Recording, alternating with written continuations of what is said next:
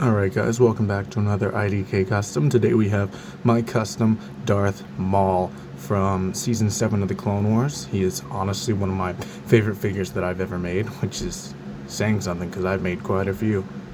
So first off, to just kind of walk you guys through how I made this guy. Of course, as you can probably tell, the horns is just using the Lego piece. I didn't feel like sculpting a new one. I feel like I just like the Lego one, honestly. I probably could. I've tried it before. It did not turn out the best. Same reason why Savage does not have a custom headpiece. But yeah, I actually took an off-brand face and then just painted a few extra details on it just to make it look what, in my opinion, would be better. And yeah, I'm pretty happy with how it turned out in general. So that's how I made the face. So yeah, whereas Savage, I actually painted the entire face. This guy had a little bit of help.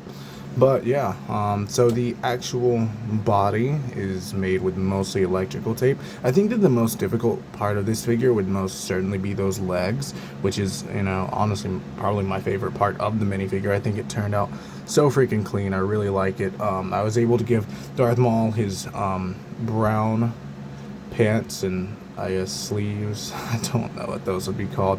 But yeah, unlike Lego where they gave him like a weird metal gray color, I don't know. I'll compare those two figures towards the end of the video.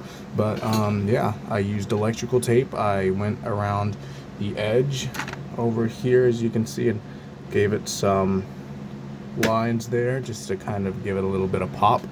I painted the belt right there. I painted all those details on there. None of it's actually 3D, which I think looks fine for what I was doing.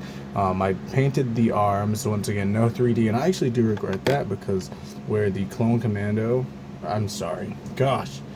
Super Commando Maul DeLorean had this piece, I wish that I would have done that same thing, maybe molded it just a little bit to where it would have matched his things a little bit better, but I had already done that and I was pretty happy with it, and it would look stupid if I would have went over it, and I didn't want to risk ruining it by going underneath it somehow. So yeah, I don't know. I did decide to, in the end, as you can see, paint the shoulders right there.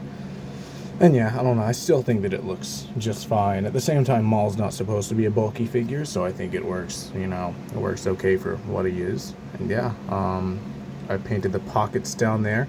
The legs were just a really nice paint job. I'm so happy with how those things turned out. And yeah, so there's my Darth Maul, and just as a comparison, here is the Lego Darth Maul. I don't know. So I feel like I like certain aspects about Legos a little bit more. I don't feel like they got the color right, in all honesty, you know. Like if you go and look at basically any picture from the Clone Wars, it's supposed to be the brown color. So I'm happy that mine at least has that right. Which at the same time, I don't know. Yeah, and then I like the definition that the lighter gray gave to my legs. It kind of makes it pop a little bit more than the Lego one does. But anyways, that's my opinion of it all.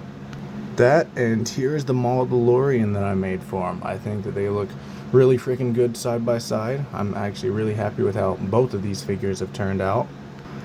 But let me know what you guys think about this figure. What would you change about it? Should I have made the horns a little bit different? I personally like how these turned out. I like the Lego feel that it kind of gives to it. But yeah, there's Darth Maul.